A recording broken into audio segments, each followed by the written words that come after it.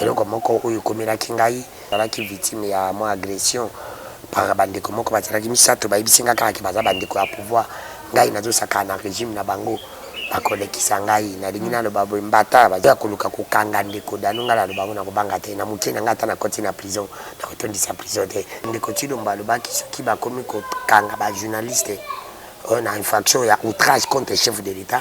C'est pour te dire que d'abord, l'infraction est à la raté. À l'époque, ils nous avaient dit ça. Mais l'infraction est comme coexister dans le régime. Bassini, bandé, comme ça, dans le régime à Kabila. Et comment ils n'ont pas ils n'ont pas même bassini. Kokanga kanga batu pamba pamba. Kokanga kanga bacheni. Kobangi ça va journaliste. Azo mama lobo na lo basiko. Ba panza on peut bâtir dans le pas bateau. To bundi saki Kabila. Pour na tous un changement. To bundi saki Kabila te pour y dépêcher comme un pouvoir. Pour ça, la opposition contre Kabila, pour tout ça, il dépêche le pouvoir, ça la remise de Jésus-Christ. Si nous sommes rendus compte que nous continuons à changer, donc ça la opposition contre lui, pour tout ça, nous avons copié ce changement. Nous avons dit que Kabila, pour nous continuer, pour moi, papa qui s'est comme président, Kabouya, Proba, Kabouya est incompétent. Place à Kabouya, c'est la prison. Si on réellement état de deux, on place à Kabouya, il faut dans la cellule, mon Moukébaï. Salomon Skadi la main qui Moukébaï. Dès qu'on a vu ce Dieu donné Kaïba, journaliste, a dit Miki Tengi, Bazaka va prisonnier de Kotilumbo. Même Balou Batoba Luxalukala, il s'est dit de Kotilumbo. Il y a ça la opposition, il y a été opposant. Journaliste, pas à la politique, il y a Bali, à Keitio, et puis la commune, il y a ça l'opposition pour nous passe.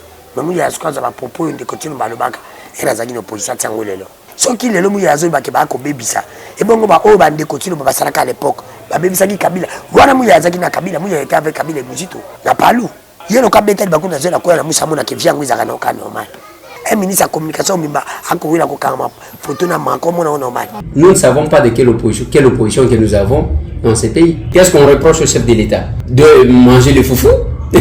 On reproche au chef de l'État de manger les chiens, c'est tout ce qu'on reproche au chef de l'État. Si le régime en place ne sécurise pas les morgues, cette opposition ira voler les morts là-bas, les imbiber dans les sangs, pour brandir à la communauté internationale que Tshisekedi est en train de tuer. Assassili la kala.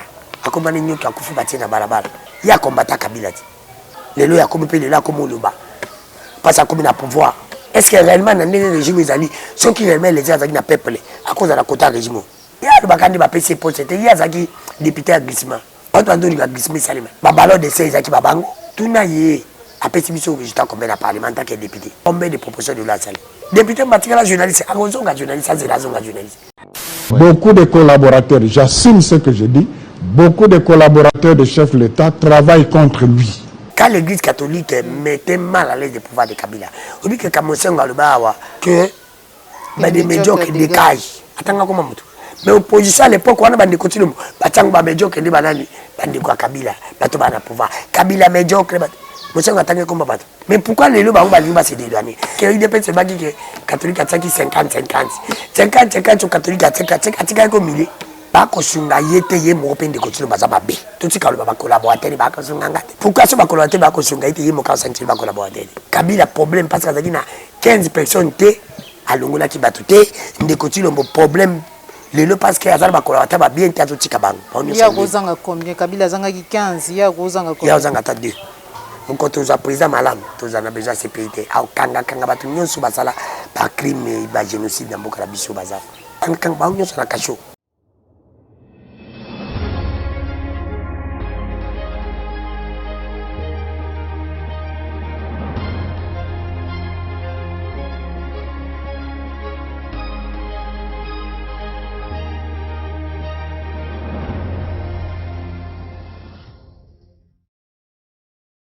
Et Sengo Koeba été Bozali et Belé, Bandeko Balandi ya Plus Clair Télévision, la chaîne de vérité, Bandeko Balandi émission Vérité de tous côtés, Mbote Nabino et Pagnon, ce joint Bino, ça marche la fidélité. Oh, Bozali ko renouveler dans Kati à la chaîne de vérité, Plus Clair Télévision. Voilà pourquoi chaque jour tant Bozali ko se présenter les bosso Nabino, to senga Nabino, bo s'abonner massivement. Le lengue ya ko soutenir Moussala ou Tozali ko sala dans la vérité. Voilà pourquoi Mukolomo Lelo, Tozali les Sengo ya koyamba pona Bino. Moko ya bapandi sango baye bozali ko sepela na lolenge bazali ko sala pe ko pesa makanisi na bango En rapport na mami Matali Mboka na biso na kombo ya Danou Kifula na bosolo pe bosembo lelo ndi tukoswa na mami Matali Mboka na biso mais kasi ngai maman Joël Kombe nazali ko senga bino baye bosepelaka na mwana mboka Danou Kifula bo s'abonner na chaîne YouTube na ye na banza ita kopesa ba détails sur la chaîne YouTube lolenge ya ko soutenir biso parce que bosepelaka na makanisi na biso sans plus tarder to ye pour te to sur la mboka na kopesa déjà mbote na invité nanga mwana mboka Danou Kifula na bosolo pe na bosembo mbote na yo mbote mama journaliste mbote na ba kongomani baso bisika bazali kolanda biso bao baza kolanda biso na mikila bapaya pe bao baza kolanda biso na ville province ya Kinshasa ndenga na bana bito komesana oui de plus en plus tozali komesana na régime moka munyokoli na régime moka ba compte à rendre na régime moka bikopia kopa na régime ba raison bref mama journaliste ba mesana kana mabete le mal reste mal. Même ceux qui m'ont ça l'angazali camarade nayo, même ceux qui azali ami nayo, même ceux qui azali moto ba bozala kana même ceux qui azali moi sinon faut bisaike ça kosala ezali mabe makasi parce que na bosolo pe bosembo il faut reconnaître yango tout ça dit comme ça na mais netikanga na le banaza ko déplorer et donc moko oyo komela kingai mokolo ya mardi j'ai été victime nazala ki victime ya moi agression par bande ko moko batiraki misato ba ibisinga kaka baza bande ko ya pouvoir ngai nazo saka na régime na bango bakolekisa ngai na lingina lo babo mbata baziko tona telefone ko italande telefone panzani kutu bandeko ba ko mona telefone angezali ya panzana izalaki na banda le côté ya église Mangembo longa na ko bana bosolo pe busimbo muto nyonso hoya koluka komeka ko déranger ndeko Danou hoya koluka ko kanga ndeko Danou ngala lo bango na ko banga te na mukena ngata na koti na prison na ko tondisa prison te tipote dika ata na kufi na ozaka 1m50 na ngai ekotikala mon biso batamike pe tozana biso pe bankombe mate ata posana bino minene posana ka to fanda c'est pour te dire que ngana kotondisa prison te so bazulu ka batondisa prison ko kanga ngai ba sa msala punda alors ka batamine alors je n'azali vraiment côté de mes la paix yango ko banque sa biso te moi je l'ai toujours dit que je n'ai pas peur de la mort mais j'ai une peur d'une certaine mort c'est pour te dire que nazana peur ya vie éternelle kokufa mutunyo sa ba kokufa mais il faut te le dire comme on a solo puis bosser mon régime où on a la monnaie qui va y a quitté pour travailler mais va y a qui pour aller là-bas où va travailler qui bosso na mbongo on les qui va les cas bango na musala alors c'est pour te dire que na bosolo puis bosser mon temps to comme ils allaient mabe meko péché bisoté to le bangana koloba ti na suka petit bakoyuka petit bakopesa biso solution c'est pas petit biso solution ti bakokende voilà mwana mboka Danou Kifula ya mboto kota na mama na likambo na biso ya mokolo mwa lelo oyo kinga na libandeli awa na sengi na bayo basepelaka na makanisi na yo na bitumba na yo ba s'abonner na kati ya chaîne YouTube na yo alors opesa ba détails merci ndeko mama journaliste na kosola bandeko ya IDPS belé ba bandeko belé ya ba journaliste pe belé ba lobi ndeko Danou Kifula milo baka ke bato balingaka yo mais pourquoi na chaîne YouTube zaka na bato belé te je crois que bandeko belé ba iba iteka na zaka na chaîne YouTube na na chaîne nga YouTube na uti ko funga na komaneti yo papa zanga pe chance na komaneti mama Joël chaîne nga YouTube zali ndeko Danou TV ndeko Danou TV sokoti ndeko Danou TV o aimer o partager pe o tali patali la nga vraiment na komaneti yo parce que les seuls moyens ba ko yidinga c'est na komina nga chaîne nga YouTube na community yo sala malaba kuna mo ba koza intégralité ya makamu nga ba dossier kuna na lobila ka ba dossier kuna na zana spécialité ya chaîne nga intégralité na ngai na ba dossier mayo na lobaka pa na lobaka kuna te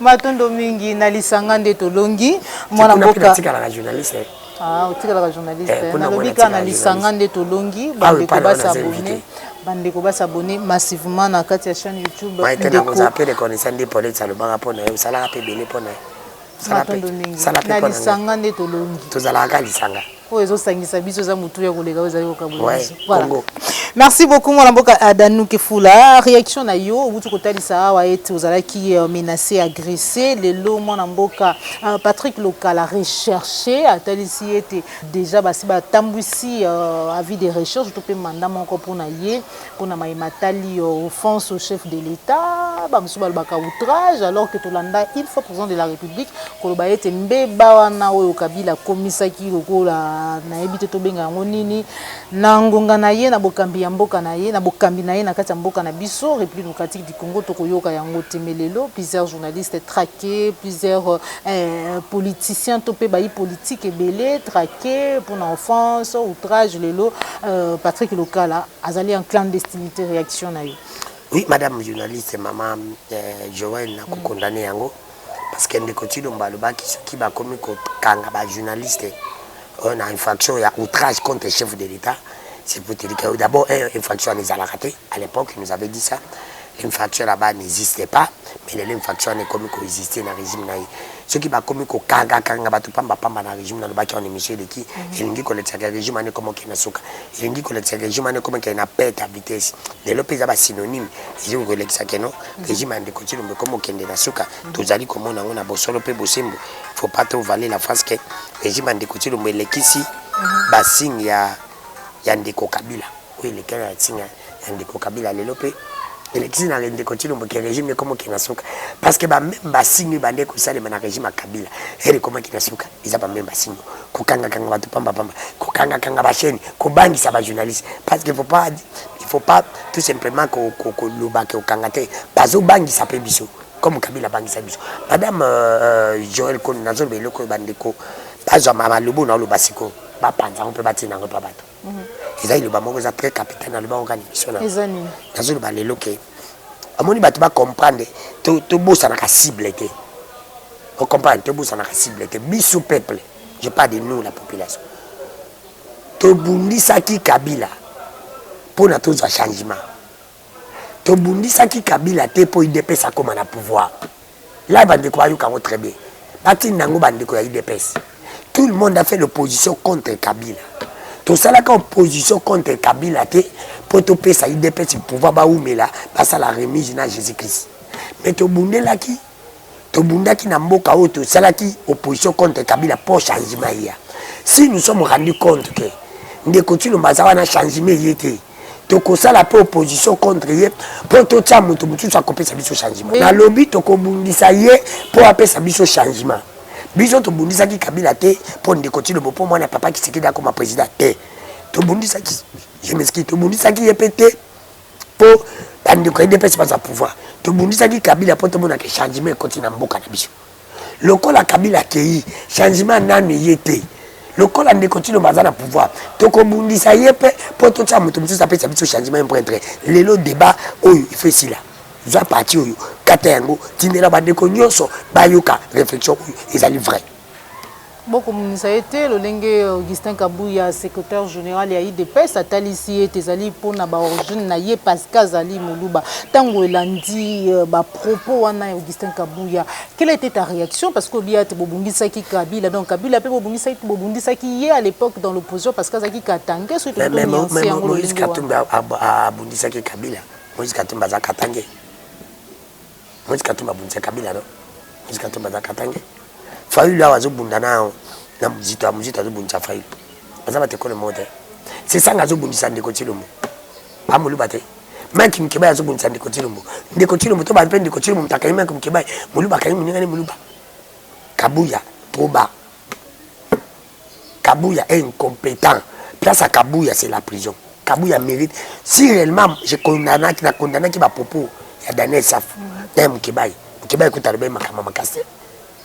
Mais par rapport à Makambo Kabuya Lobi, Kabuya mérite la prison. Si on réellement état de deux années place à Kabuya, il faut dans la cellule Mokona Mukebay. Parce que Makambo Kabuya Lobi, c'est tribalisme. Donc, Ngaï, état jeune dans un combat. Et ne continue pas qu'on y a la bicha comme Matabilo, Bilo qui matia ou a marché dans le régime. Et maintenant, Bandikonabiso Baluba. Ce n'est pas Bandikonabiso Baluba, ni Bakon Yokolabiso. Ils allaient ne continuer le lui, Nazali Konyokolabiso. Ils appellent pas Nabama qui a papa qui s'est que d'union sauté. Les alliés, moi, papa qui s'est du Félix, biologiquement, n'est pas allé connaître la biso. Toi, tu as bandi la biso, balouba, tu vas non. Et ça va pas souffrir. Moulouba qui a mon quoi, il mati. Moulouba qui a mon aiguille à mes mati. À mon almet et mati. À mon badla qu'on est à combattre. À mon dollar, les mati pour la biso. Ils ont encore battu que ça va louban. Les alliés de Koti Lombo, c'est lui seul qui gère mal les pays. C'est lui. Il y a un connu qu'on a biso pas congolais. C'est simple. C'est pour te dire que moi, je l'ai toujours dit, je ne peux pas venir à la télévision. Moi, je n'ai pas le Kabuya. C'est à ça que incompétent, je ne peux même pas parler de lui. L'IDPS ne mérite pas d'avoir siégé comme Kabouya. Et je te dis, à dire à Kabouya, Nakokanga, Salomon Skadila, et Lingo Baketa de Douane Congo, n'ayez savait comme nous attendons l'arrivée de Jésus-Christ. Jésus-Christ avait bientôt l'état de droit sur. En rapport à Salomon Skadila, à mon amboka Peter Tsanya, Zali Kotel, ça a été Kino Nangonga, O Azali auditionné, Kino Nangonga, O Bazali Koyebate, pourquoi Bakangelié, Toyebiete, Salomon Skadila, Salomon Skadila, Mike Mkibai. Dès qu'on a mis sur Dieu donné Kaïba, journaliste. Dimi Kitenge, Bazaka va prisonnier en décotilum. Parce que les prisonniers n'y sont pas de quoi ils ont la biso les loges de Coco Moulumba. Elle a un prisonnier, elle a un prisonnier. Il y a Kabila, non? Je crois qu'il y a un prisonnier à Kabila. Alors pourquoi pas n'a plus que bon, pas un prisonnier en décotilum? Si hier tout le monde qui était en prison, pas de prisonnier à Kabila. Aujourd'hui, tu veux qu'il dise. Je te dis, c'est simple, même Balou Bato Baluchalukala, ils allaient en décotilum. Le Mimatonio soit le journaliste à l'époque, comme Kabila. Kabila ngabo mwa journaliste. Kabila yo mona Kabila pato. Yo mona place Kabila bomanga ko chimukeni me uchana mtu anaye.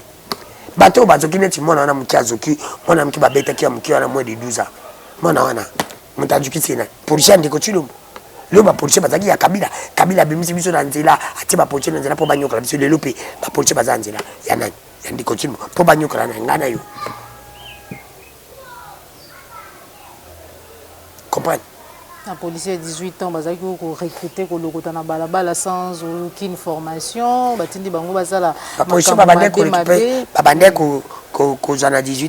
la formation. Na kata na bosi mopesi ma formation. On m'a pêché résultat. Il y a 18 ans, il m'a il y a 4 ans. Force du progrès. De la police. Non, force du progrès, il y a papa Etienne Tshisekedi, il y a Pambola qui était le lieu, il y a milice, il y a PPRD, il y a lobby. Il y a la ministre encore incompétent, Peter Kazadi. Il y a sali sortie médiatique qui est ratée. Il y a combien d'avocats célèbres. Mais Kazadi n'a idée, c'est pas des avocats célèbres. Pas de ces avocats, il faut qu'il y ait un cabinet. T'as la niveau. Mais pour nous, il y a un peu de comme la pouvoir. Koyoka, mais bimi. On commence à la bisoter. Nous, on est des jeunes. On réfléchit. Moi, je réfléchis. On le barabosolo plus possible. Différence des entre Ngana Batumzuzu. On le barabosolo. Bosolo pe Busembo, Koyoka. Voilà. Koyoka, monsieur Ibalan, que Koloba était singeli ba restreindre liberté, il y a opinion d'expression na ba réseaux sociaux. Il y a bien des tababa. Batonanga le bela baunte. Tu vas zangi à le baba fan banda konama. Tu vas zangi à comme baba fan. Azan connaît. Je ne connais même pas. Il est qui? Hein? Il est qui? Tu vas péter un bon gaz en bon, on a allé à quoi le bapété. Tu peux nous question, je ne peux même pas parler de lui. Lelo bayi opposition vous avez un meeting populaire na Sainte-Thérèse le 17 juin oyo Kasolandi ministre ya communication Patrick Mouya ya invité na TV5 Katalisi était bayi opposition bazali ko multiplier ba manifestation pour na ko semer chaos pe violence oyambi ngoni eza pomte Mouya sala ko opposition Mouya est Mouya été opposant Mouya est opposant. Mouya n'a jamais été opposant. Journaliste, hein? Pas à la politique, à Bali, à Keitio, et puis la Mouya a l'opposition pour nous la passe. Mais Mouya a ce qu'on a proposé de continuer à le bac et la une opposition à Tangolelo. On comprend? Mouya a l'opposition. Mouya a parmi les jeunes ou les députés, ou il y a des outils pour les jeunes qui sont les airs, Mouya ya, Safu. Ba Christelle Vwanga, ba Zakari, ba Basile, bon, ba BBC, ba journaliste, ba Mouya. Mouya n'a jamais fait l'opposition. Mouya a été une opposition seulement. On comprend? Sauf qu'il est le Mouya Azul, qui va baby ça. Et bon, on va continuer à l'époque. Ba baby ça qui Kabila. Voilà Mouya Zaki na Kabila. Mouya était avec Kabila et Mouzito. Mouya était avec Kabila et Mouzito. N'a pas loup. Il y a le cas de Bakouna Zela Koya Moussamona qui vient à Ranoka normal. Qui se sacrifie comme nous autres, nous sommes en train de sacrifier. Est-ce qu'on a besoin de faire le banc? Où il y a ça le banc? La vie n'a mis. Où il y a ça le banc? Où il y a le banc? ye aula ye kaka yo abona ke mende kutu tata mukola azaki na poste na ye azalaki ko répondre bien pour l'intérêt ya Kabila plutôt mais ye kutu azokoka ko répondre te ba Rwandais pour l'intérêt ya mboka c'est président un ministre de communication mimba akowela ko kama photo na manko mona normal moni alobi ete Moïse Katumbi n'a jamais critiqué le Rwanda a sengi pe na communauté internationale toujours comme d'habitude va sanctionner Rwanda mais kazatali c'était Moïse Katumbi est-ce que pour na babo za Moïse Katumbi azana ni ata Moïse Katumbi akitike Rwanda lelo hana pouvoir ni pas de la Moïse Katumbi comme président zo sala beloko ba on sala c'est normal comment tu vas critiquer quelqu'un ou azani na ninde allo balo pape ndeko tino balo akomi wana akomi abia ba Rwanda abike pa Kagame partenaire fiable ba ide pesa ba yimba yona no boya Kagame Yesu mona Kabila à l'époque Kabila bata pepe de baimba bo. Kotali ça toujours en rapport na ba critique ki lobby na ba bazo bazali le loko acclamer to ko soutenir Eliezer Tambo utotanga awa ancien confrère à Talissi azali ko critiquer quand a yé action il y a opposition lelo alors que lobby azala qui journaliste est proche opposition. Quand nous avions proposé lors de la rentrée parlementaire que la priorité de la session devrait être la question sécuritaire et la question de l'agression rwandaise dont nous sommes victimes, l'opposition était contre. On m'a traité de ministre de glissement. Aujourd'hui, cette même opposition-là nous revient en proposant la même chose sans d'abord s'excuser auprès de ce peuple-là. Et ce qui est curieux que nous ne savons pas de quelle opposition que nous avons dans ce pays. Parce qu'il y a l'opposition qui avait refusé carrément de s'enrôler, qui avait demandé à leurs militants de s'enrôler. Il y a l'autre opposition qui s'est enrôlée nuitamment, qui aujourd'hui conteste l'organisation des élections. C'est déjà la première chose que nous nous demandons. Mais au lieu de faire ça, ils vont se lancer sur la voie de la provocation. C'est-à-dire, ils organisent les manifestations, bien que ces manifestations-là sont tolérées. Je ne parle pas de l'autorisation, sont tolérés par le régime en place parce que c'est pour la première fois dans tout le pays du monde, à ce que je sache, qu'une opposition qui organise une manifestation de colère ou bien une marche de colère contre le régime en place puisse être tolérée, autorisée, affichée sur les panneaux publicitaires sur toute la ville et faire passer les spots publicitaires sur les chaînes de télévision, de radio, mais aussi faire la porte-à-porte, le témoin de Jéhovah presque, sans qu'il ne soit interpellé.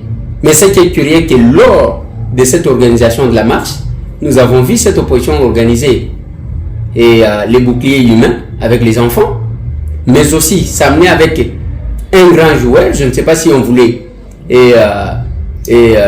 organiser son assassinat pour que la situation puisse s'aggraver, afin que eux qui cherchent à tirer les dividendes dans le malheur des autres puissent en tirer. Donc c'est quand même curieux parce que on ne comprend rien. Qu'est-ce qu'on reproche au chef de l'État? On reproche au chef de l'État de manger le foufou.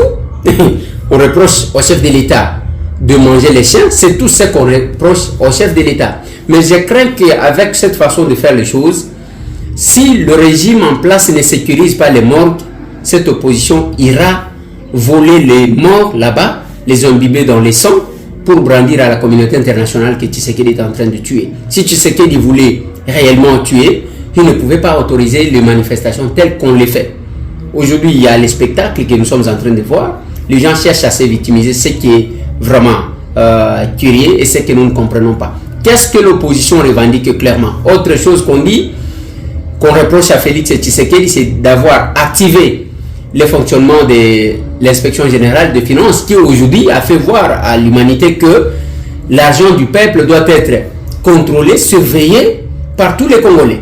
Aujourd'hui, c'est tout le monde qui parle quand même qu'il y a eu des tournements par-ci par-là. C'est parce qu'il y a un Tshisekedi qui a mis en place ce système-là, qui a activé le système qui fonctionnait et qui a donné l'autonomie du fonctionnement à ce système-là. Nous sommes quand même un peu inquiets avec cette façon de voir les choses. Mais c'est une opposition qui abandonne les siens.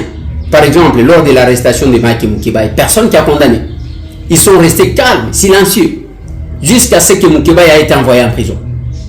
Lorsqu'on a organisé la plénière, on a évoqué le cas de Daniel Safou en ce qui concerne, excusez-moi, de Daniel Safou en ce qui concerne la commission qui devrait autoriser ou pas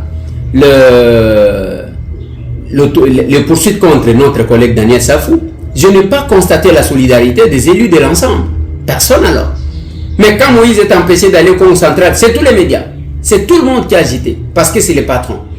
Quand Salomon Escadella est interpellé hier, c'est tous les médias. C'est tout le monde qui est debout. Je l'ai constaté. Mais comment il peut y avoir ces deux poids, deux mesures? Nous constatons curieusement que des fois, il n'y a pas l'amour, il n'y a pas la solidarité, il n'y a pas la sincérité dans la collaboration. C'est ce qui nous inquiète. Alors, si vous voulez, comme avant vous aviez dit, pas question de glissement, même pour un seul jour, mais organisez-vous.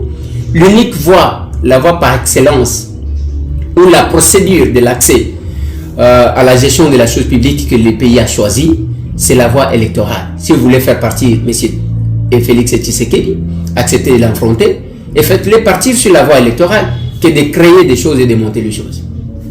Asasili la kala. Yasila. Akomani nyoki akufu batie na barabara. Moi je akufu batie na barabara mtabanga ona somo. Asasila. Moni batu balexi ke soupu. Batu balexi soupu ezaneti ba eleze. Ya kombata Kabila ti. Ya kombata Kabila, ya kombata Kabila. Lelo. On combat à combattre Kabila au Kokakute ko ça la première émission na papa qui s'est même na téléphone. Wana to komi wapi awa na bona gomba. Au kokate. Lelo ya komi pe lelo comme loba. Pas ça comme na pouvoir.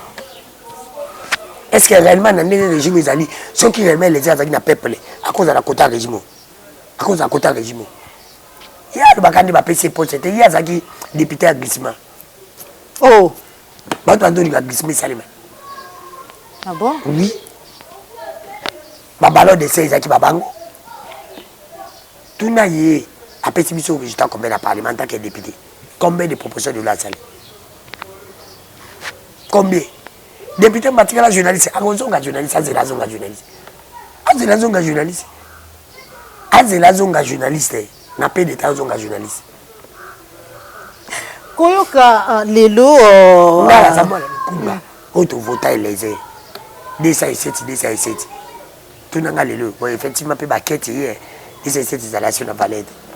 Koyoka lelo mwana mboka Adanu Kifula na Bosolo pe Bosembo secrétaire général ya Senko monseigneur Donatien et Chole Kolobaeti beaucoup de collaborateurs il y a président de la République bazali ko travailler contre yambi yango le lengeni parce que tout comme on a lobby na compte Twitter il y a Augustin Kabouya secrétaire général il y a IDPS ko rappeler bango maté ya moko ya papa o bipai wa patali ça qui est église catholique besengelité ba kota na makambo etali politique mais par contre sengeli ba bonde la pona peuple mais aussi au peuple azali pe ba yi politique pour te ba kamambo kamalamu uzali ko yamba yango ndenge na le bon rappela ki Kabuya tche na kati ya compte Twitter na ye vidéo wana bipai wapi papa azalaki ko exhorter na ba yi catholique batikala. Ça, ce sont beaucoup de collaborateurs du chef de l'État, je me permets de le dire maintenant, oui, travaillent contre lui. Bon, répétez pour qu'on comprenne. Beaucoup de collaborateurs, j'assume ce que je dis, beaucoup de collaborateurs du chef de l'État travaillent contre lui.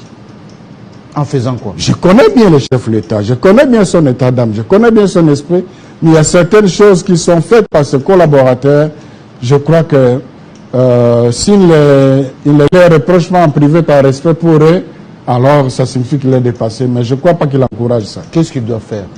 Ah mais ils doivent... L'état de droit a une certaine façon de se comporter. On ne peut pas arrêter quelqu'un de ce niveau dans ces conditions-là.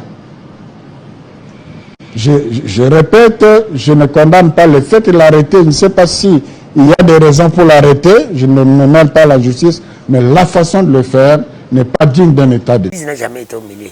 L'Église a été toujours côté de la vérité. Milieu a raté.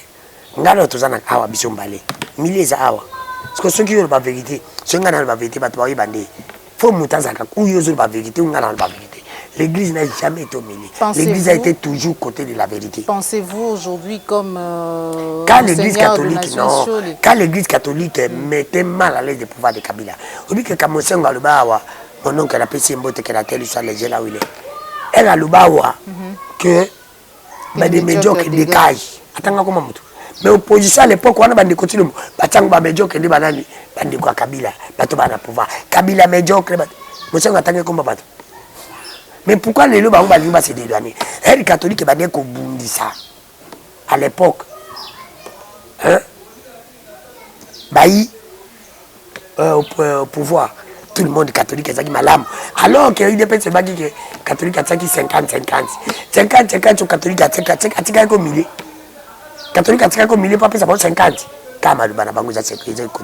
Pensez-vous de la même manière que Monseigneur Donatien Chole qui est belé à collaborateur et a fait ce qui est du Bako Sungaïte. Bako Sungaïte, il y a mon de continuer à baber. Tout ce qui est collaborateur, Bako Sungaïte. Pourquoi ce collaborateur Bako Sungaïte, il y a mon cas sanctionné collaborateur? Pourquoi il ne sanctionne pas? C'est lui-même qui laisse ses collaborateurs, c'est lui aussi qui est mauvais. Il faut le faire partie, c'est lui qui a les problèmes.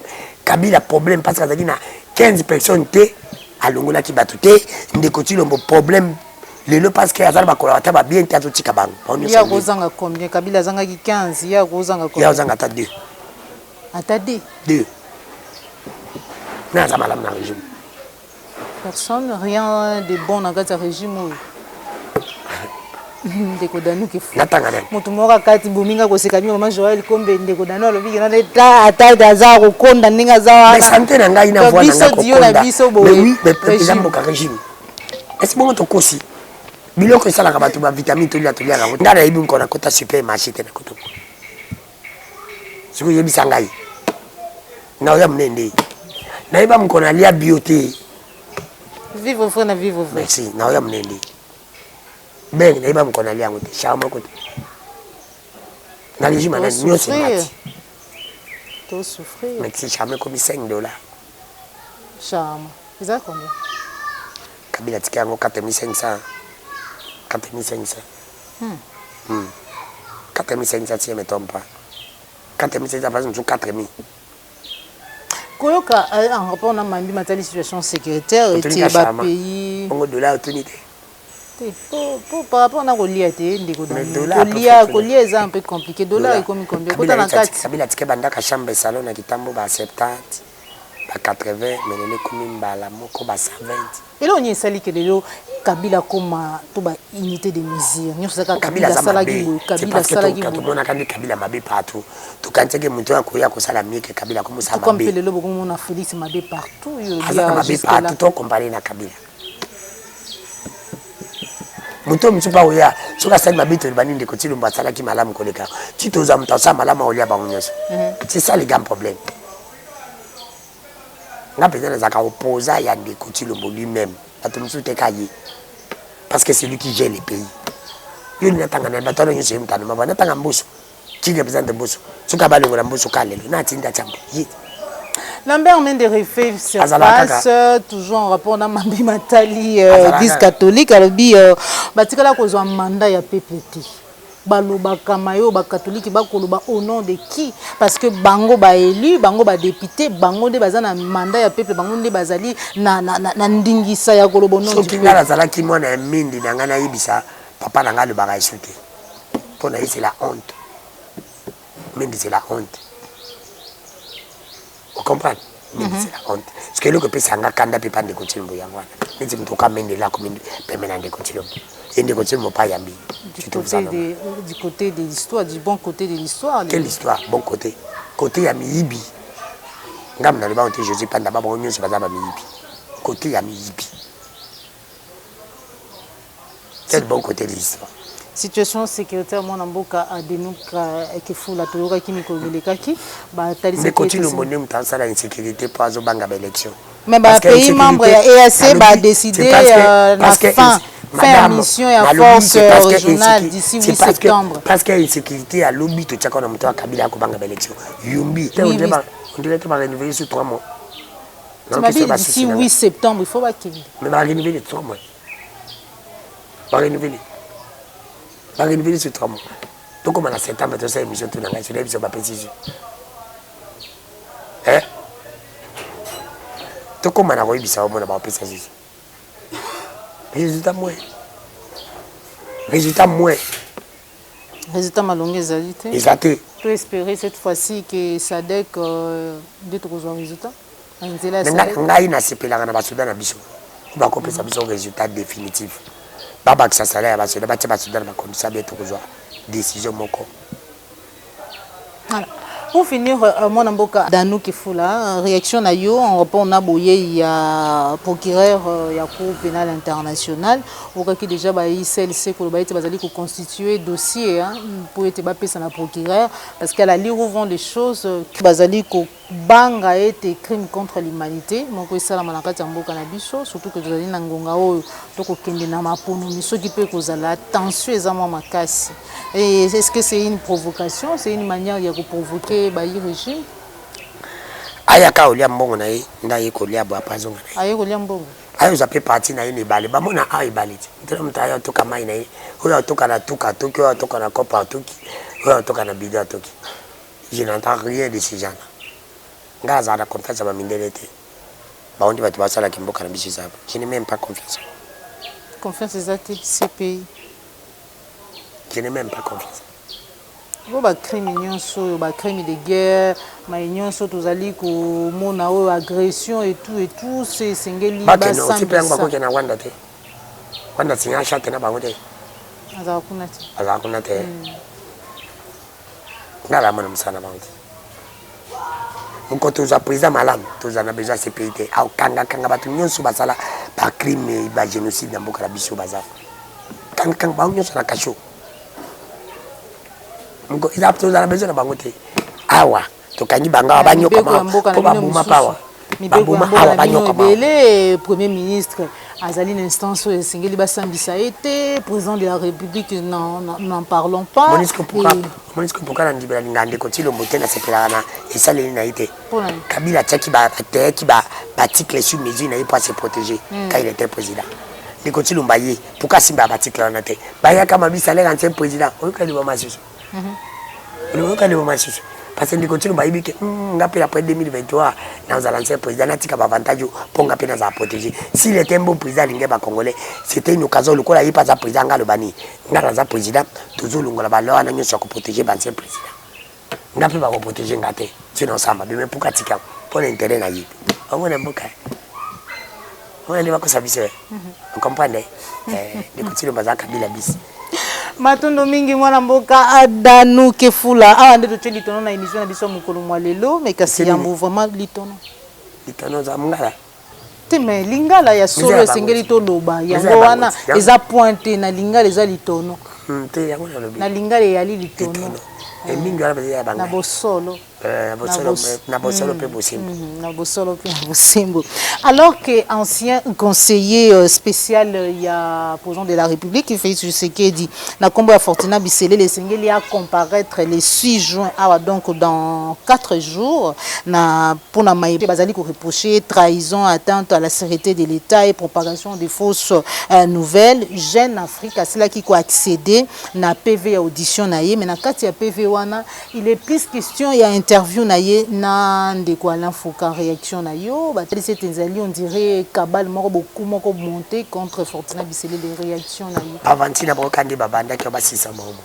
basisa ngo kandi babanda basisa ngo ngala tala makambo integisa pepe wana intégrer biso de loko bo c'est Jean-Pierre Bemba akoso baza na boka kabusha na lebeza kabusha idepes e basala kango balobaini ya mpoka kabila peto do yo kangoti ba coup d'état ils a question comme na fait élection oni mutu tuka ibika osamba be akoma banga pa oni mutu soka yibi abibi na babala hautala takati ba muni mutu mzuzu paula na mbangu bala ndemba kanga yeye pa okima kanti balobala tuka di balobala bona yibi bobangi ndiza vous comprenez ça de bobangi c'est bobangi on comprend bobangi bandi ba obanga mutu abanga kanda muyibi ndatala miso pai lelo mwana mboka Adanu Kefula tokolo ba ete liberté ya expression ça n'existe pas quand à l'époque à Kabila moka ngotu na la question na comprendre si mutu na ça n'existe pas donc avant na tuna mutu na yo comprendre que déjà tu es libre makambo biso to luba o soki to baluka bayiba bemfanso mponi bato balobaka ya pouvoir baluka bayiba so mona bakanga moto apoche ya pouvoir nani même toza tala bacommunicateur bango basala belele te bataka batani te motu moko kutu ya position ya pouvoir asombaki eloko mabe ya motu ya moyiba sikoka ye bakanga ye babikisa ye pa secrétaire général so ya ngana metoke maka bako poche faible koleka ko asaneta ba manifestation wana nyonso eza mpona koseme chaos na violence na kati ya mboka bango bato baza faible basani bango bato ba faible pepe alanda bango te bili bwana résultat positif pepe abimani bana nde po ata bato babimi bale baza pepe ve ofoke bato babimi wibi okontema baza combien ekosala pasi matondo mingi mwana mboka danu kifula mpona ngani kosalanga pasi na régime bato babundi pendant 37 ans na 4 et demi bapesa biso ya santé na onde babi okosi na mongongo tina kosi te manque à vitamine C liaka so malala yo mona malala miliki ekoma combien nido ya miliki ya monene ya suka ekoma combien 52 000 na ozango wapi nakoma kolala to na ngai ni ine na olala 22 ete intine te po mulungi ko ezaka te na bakati kati ni ko ezaka o respecte moi te esala po bimida ba miso tu la li 18 tu la li 22 mu mulungi olala tama inere ema mupepa nzambe yaka oza mapongi ti 4 nyo sa desa la pena santé okende biloka vitamine C si malala ba singala liaka malala ni mati ba singana melaka miliki mingi mati siko pasi ndi mati bo siko ba santé na ngezana santé mwana mboka danu kifula mobulu nyonso ka régime ya yo pesa régime pesa régime za peka régime pour kala na njena ka merci nyonso ikalozaka munene nyonso pe akala batiaka ngo kabila lelo po ngito tani atobeti libaku ndeko chilombo libaku aniza mais Joël gona gondi ya ofungwama na kalo ibaka enzo tomikie Joël faut tout nano iba landa sur sa famille Joël même ça na moko na kati deda Joël gona on m'a mis mnene msipina kisasa pour vivre mseza malade OK la mnene msipina kisasa t'es malade tout le mabe tellement mtu mjuza ya malade dépend de l'organisme ya Joël ndi na mona ya salité ya ville province ya Kinshasa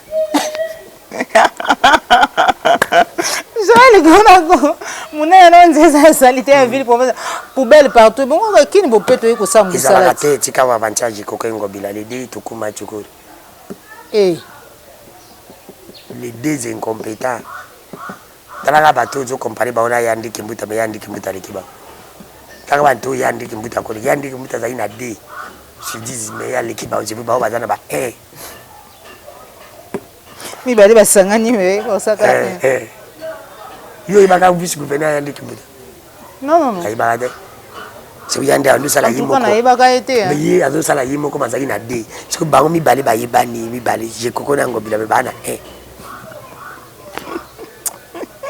c'est ici que nous mettons fin à l'émission na biso mukoma lelo mwana mboka danu kifula message na yo na ba nyonso balandi yo pe numéro ya téléphone merci na bato nyonso balandi nga na pesi bango mbote oleki baluka wa azo sala infraction to landa yi baluka bayiba makambo ya lobi akosi to akosi te na bosolo pe bosimbo na pesi bango mbote basambela bo balingika ngai beli basambela kena lia mbuma te baluka te balu bateka zulu babo pale na mbuma te baluka ndi basale foke na lia mbuma te exactement alors nini bakosala kamera lia mbuma te basabone na chaîne ngai massivement Ndeko Danu TV Ndeko Danu batika Ndeko Danu TV Danu na auto tanga na école primaire na Ndeko Danu TV basabone ba partager batala pe émission ba conscient aux na problème moko na justice yo boy ba dossier bongo ninga na investigation bongo ninga na nika pisanga enquête pisanga yango na kulapa na kukomata yo tida yiba vérité na kati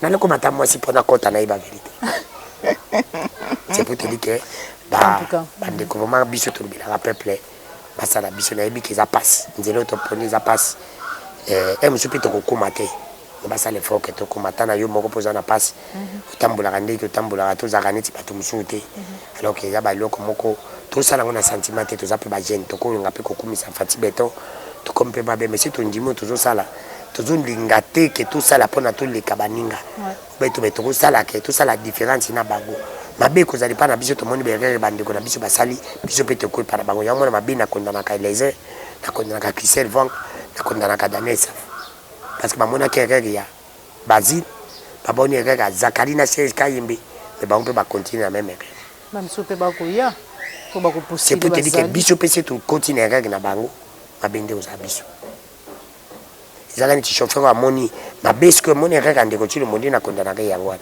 amoni mabe ya Kabila me ya osala erreur amoni ke Kabila akoyaki na libulu wana mutuka eza na libulu nani babendi te ye mpa yebwaka so na kati po ekoma so charge babimisa mituka mibale alors que s'il était bon chauffeur répondait déjà na mutuna wana baki ete bango bakosi laisser faire te parce que bino bozali ko critiquer parce que organisation au lieu que basi laisser faire te pite kaza ndati ya mayele ne pona pesa solution na pometa likoluna eza na compétence na ville province ya Kinshasa au lieu que aloba asala ndina msala bonheur ezaka na besoin d'avocat te lui bato bakomi na bavocat mibale na Congo des avocats bato bana bavocat samba futa bavocat wana eza bato mibale eza bakam mibale sini akomi na bavocat oka bato IDP bato nyonso pouvoir seni kadima malamu ba défendre seni sa futa bango bato mso bakomi na avocat ezali bonheur ya Congo bonheur ba de bongo na tende to bongi bongo na tende parce que bonheur comme na bavocat et que bato bakomi défendre bonheur alors que bonheur za na besoin bato pas défendre biso ne pepe ndito constater que bonheur matondo mingi bango babongi nde tande babongi si bato bayebisa biso tomona ka babongi bazali makolo babongi